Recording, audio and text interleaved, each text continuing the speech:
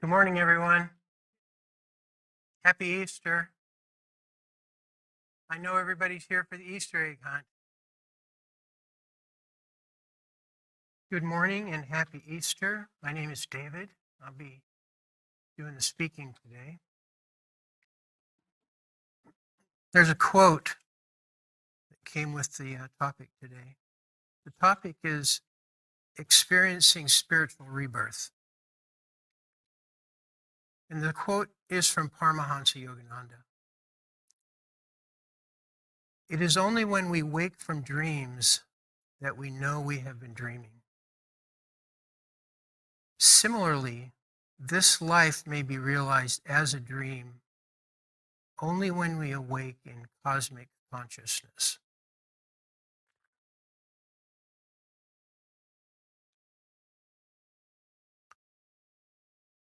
I was thinking about that quote and thinking about, obviously, the topic of today. And just realizing that until we do awake in cosmic consciousness, how much of a mystery this whole life is and continues to be. And then I had the thought, probably even after we awaken cosmic consciousness, there's still quite a bit of mystery with all of the different dimensions of consciousness and the different realms of God's wonder that there are to be explored. And I remembered, as I was thinking about this mystery and the wonder of this mystery, how last weekend I was sitting in the temple waiting for the minister to start his service. And I was sitting in the back of the room, and I turned around, and our little friend Van was back there against the wall. And he's about, I'm going to say maybe 14 months old. And he's at that age where he's not afraid of people yet. And or cautious, I should say. So I just made eye contact with him, and he just came walking up to me like this. And I picked him up and set him on my lap for a little bit. He lasted about 15 seconds. And then I turned him back down and aimed him back at his dad, because I think they were maybe trying to keep him out of the center of the room for some reason that day. But I was just reflecting on that little guy and many other little guys like that I've known over the years. And just how full of wonder they are. And of course, the first thing was I felt so good having him on my lap for 15 seconds.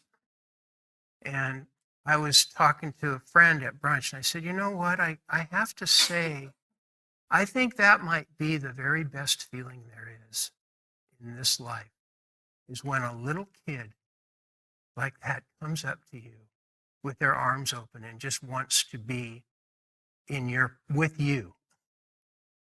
You just feel, maybe it's an ego thing, but it just feels so good. And my heart just opens when that happens. And I'm sure that many of you here have experienced that, probably everyone to some degree. And then I wasn't the only one. I saw Sybil walk in, and he ran right up to her too. So he was making everybody's day that day. And so he has this incredible wonder about him. And if you watch him just go through his life, he's just in awe of everything that he's seeing. And he's learning new things all of the time. He literally has what we would call a beginner's mind. And we talk about, we need to get to the beginner's mind. Well, he has the beginner's mind. And it made me think about the thing that Jesus said about, unless we become like these little children, he was talking to his disciples, we will not be able to enter in to the kingdom of heaven. And I think for me, what that means, at least at this point, is that we have to rediscover that part of us that is really interested in finding out what the true mysteries of life are about. You know, we were all Van's age one day, and then we grew up and we developed into adults. And the images of who we are and our personalities began to crystallize.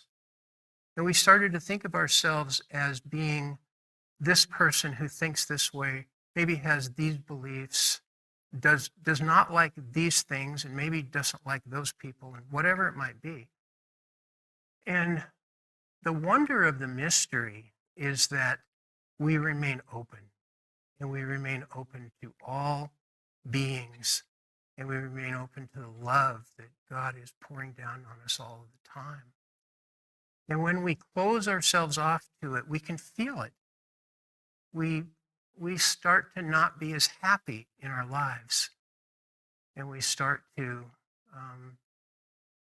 we just start to crystallize and lose touch with that dynamic spirit, or what we might call source, that is always available to us, always wanting to give us the joy and the peace and the bliss that is our divine birthright.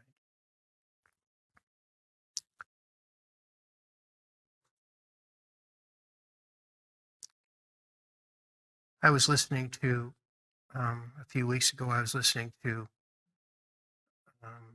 a YouTube by Father Richard Rohr, who's a Franciscan priest. And he has transcended the dogma of Catholicism. He's really become quite a mystical spiritual teacher, I would say.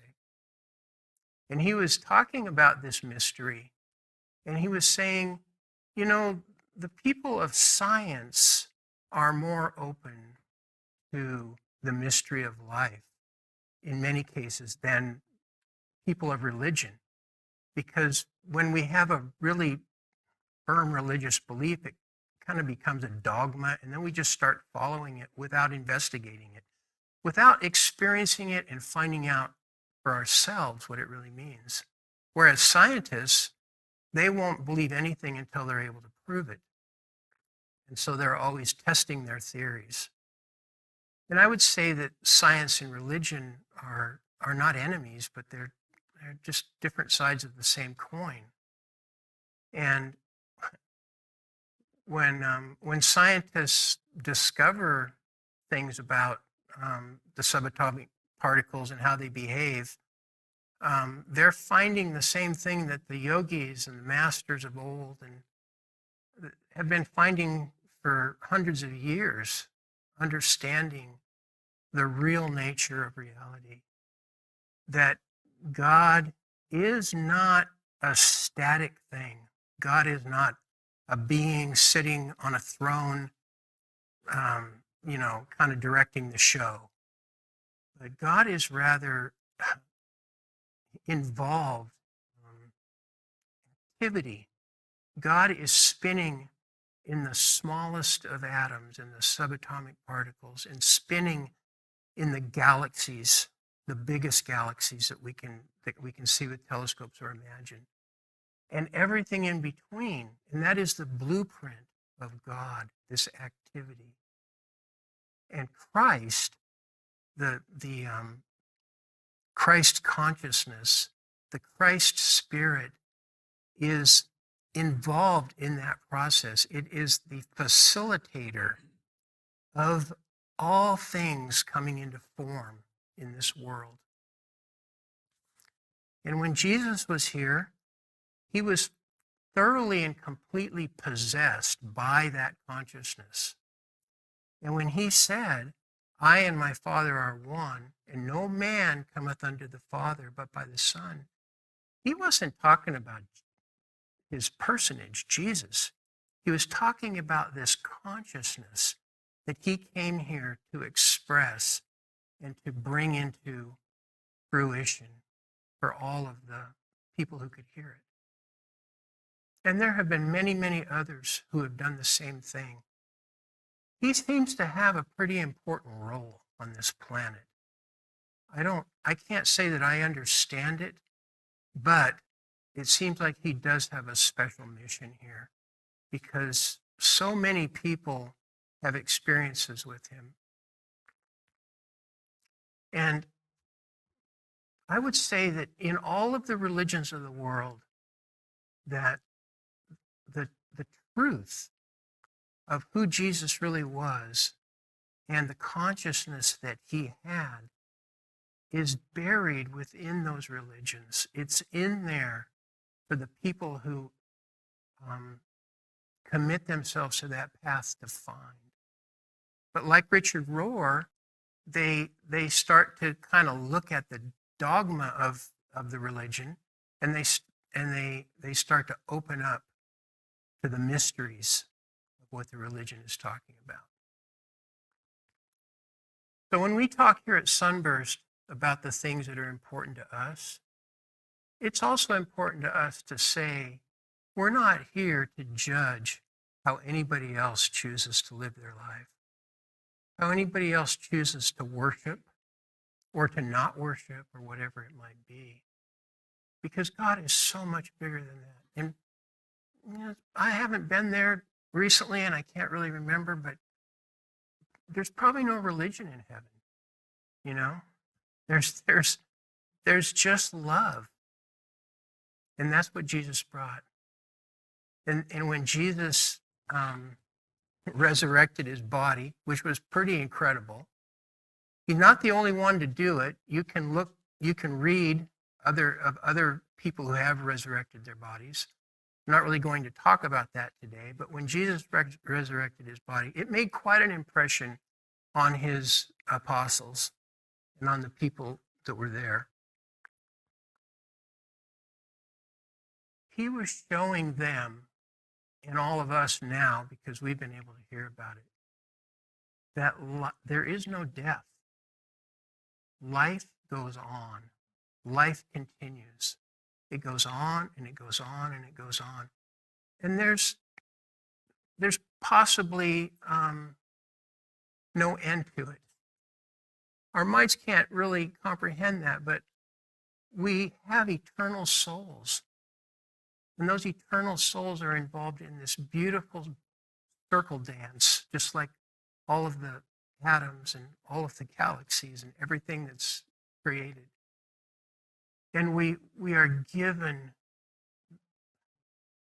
this opportunity through these bodies, through these minds, through these hearts, to share that very same love that Jesus came to talk about, and to inspire the people of that time to try to embrace. It was a time of the law. It was a time of an eye for an eye. And he came and said, forgive those who offend you. Love those who have wronged you in any way. It can be a bitter pill to swallow if we have had hard things happen to us in our lives. And I'm not here to say you should do that, because we all can do whatever we can do, and we're all doing the best that we can, and we're right where we're supposed to be. I can just say for myself, when I let go of the offenses that I have perceived have come at me from outside of myself, when I let go of them, there is a freedom that is beyond the mind. It's beyond the ability to even understand with just the mind. It's a freedom of the heart. And it's beautiful. And it's what Jesus came here to tell us about. In a real way, in a real definite way, we have the ability also to resurrect ourselves while we're in this life. And Yogananda talks a lot about this. The founder of Sunburst, Norm Paulson, talked a lot about it. And that is that our souls have come into these physical bodies. And we are living this life as an expression of divine spirit. And the more in touch with that spirit energy we can get, the more divine, or the more of a gift the expression of our bodies and our minds becomes to the earth. And the thing that really ties us to these bodies is the connection of our soul through our bodies, through the senses of our bodies. And I heard it said one time, and I don't really know how this sounds, but it's like, in a way, we are crucified to the physical realm here, and to this experience through the five senses of our body. But we have the opportunity to remove those attachments and to take the time to ask ourselves the question, what's the most important things in my life? Are there things that I am attached to through whatever one of the five senses I might be experiencing it through that is still serving me? And can I find ways to redirect that energy? And for us here at Sunburst, we believe that the practice of a daily meditation technique is valuable. Again, Father Richard Rohr, who I was talking about earlier, he also believes that leading a contemplative life is really important. Jesus went into the wilderness for 40 days alone to face some of his challenges. To just take the time, even if it's for just 5 minutes, to just sit quiet wherever you are. If you have just a quiet place, and listen internally. There is a message in there. There's an energy within us that wants us to be the happiest we can be, and wants us to have the most peace we can have. And if we are constantly going out through our senses, that voice kind of gets drowned out. It has a hard time influencing us. So if we just take a little time, some contemplative time on a regular basis, and open ourselves up to the influence of Jesus and all of the other elders who have gone before us, who are standing in the light just outside of our vision and wanting to help us, but they can only help us if we ask and if we open ourselves up to it. It's not like a real complicated process. It's just making ourselves available and then enjoying what comes from it. The peace and the deep understanding, the connection that we feel with each other.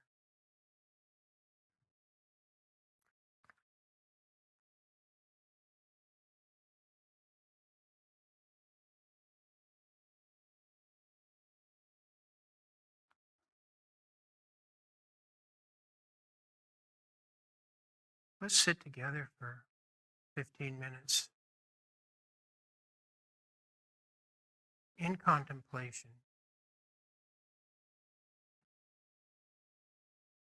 And realize that as we sit as an individual, we also sit as a group. And that the energy that we generate within this group just by listening for the inner voice, it's real. And it puts out a vibration of desire for understanding the things that go beyond the mind, a desire for the awakening of Christ consciousness within our very souls.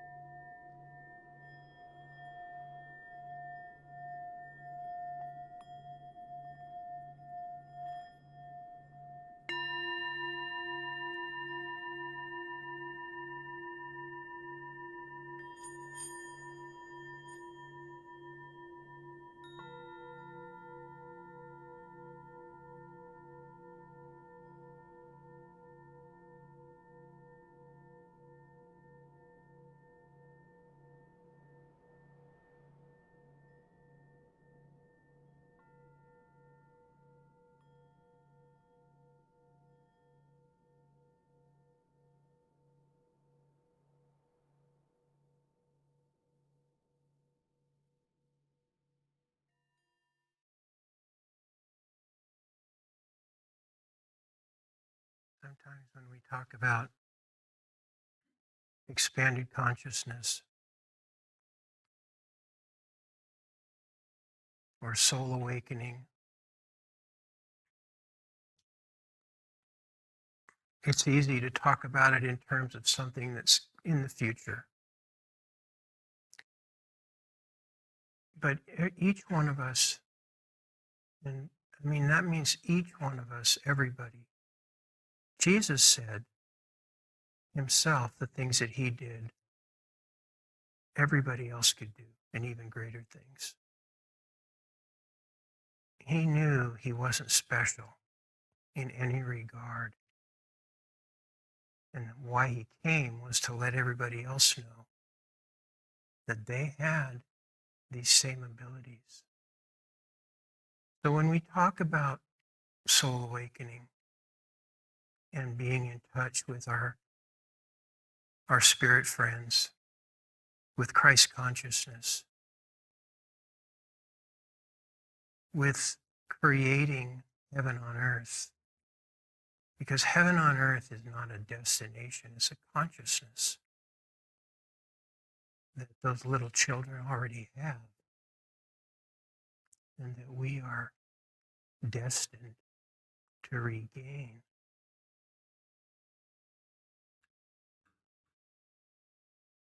But if each of us can remember that we are receiving all the time, we are receiving guidance from a higher source.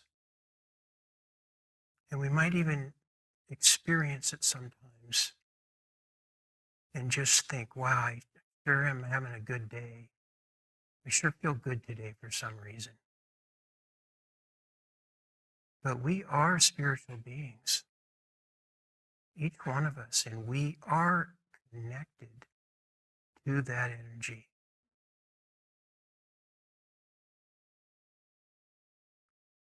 And hopefully we can each recognize when we're having one of those days or those fleeting moments of connection. We're always connected, but for some reason, we're just able to perceive it on that particular day or in that particular moment. It's never about the consciousness not being available. It's always available. It's about our ability to perceive it.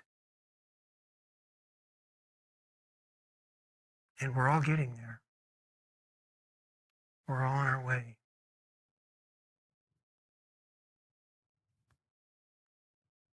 And we're each one powerful spiritual beings.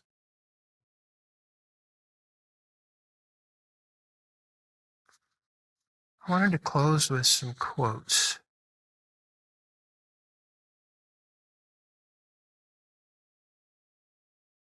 That I thought were good for this. First one is from Rumi.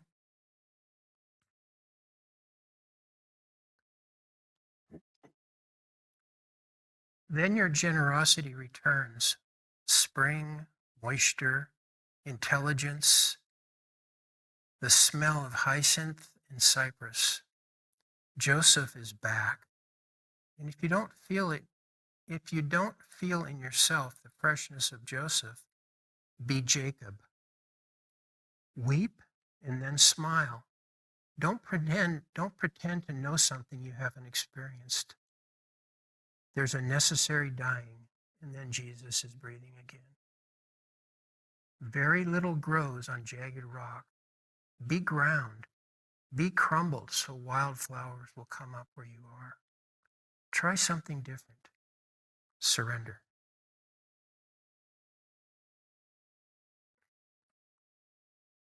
Another Sufi mystic,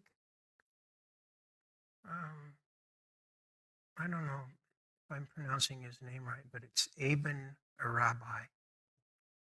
He was from around the 1100s also.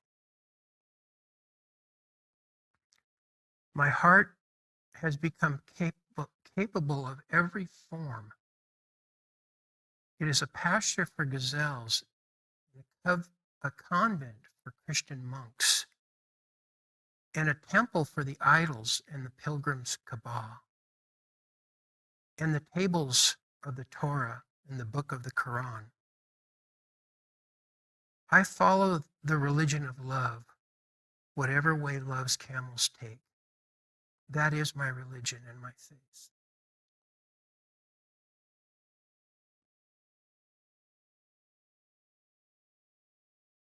And I'll close with a quote from the founder of Sunburst, Norm Paulson. Love is the keelson of the vessel named virtue. We must sail this ship on our journey homeward. Christ is the pole star to navigate by. Right living is the wind in our sails. Desire is the compass. And our willpower is the wheel to stay the course.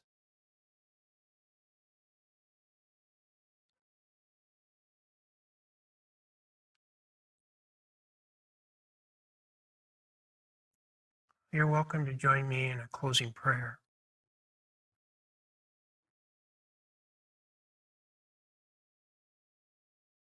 Divine Spirit, we are so thankful to sit together today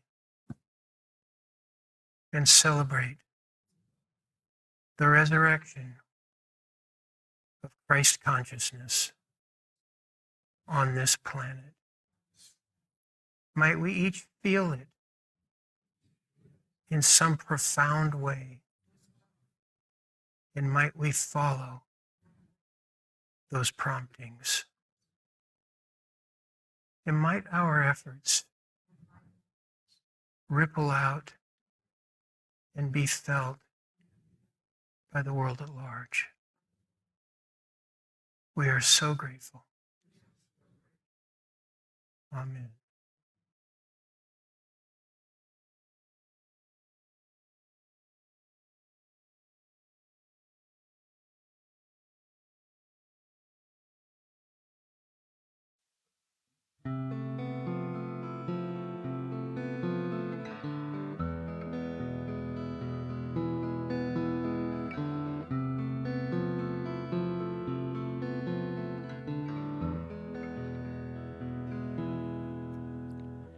Marvel not when I say you must be born again, born of the Spirit and the water,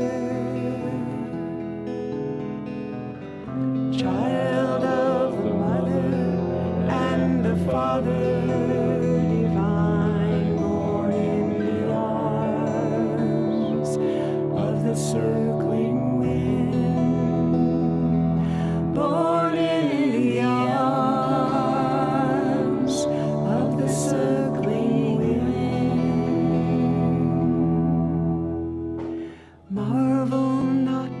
I say you must be born again, born of the breath and the fire, child of the holy desire, come forth within, come forth within. Come forth within, come forth within.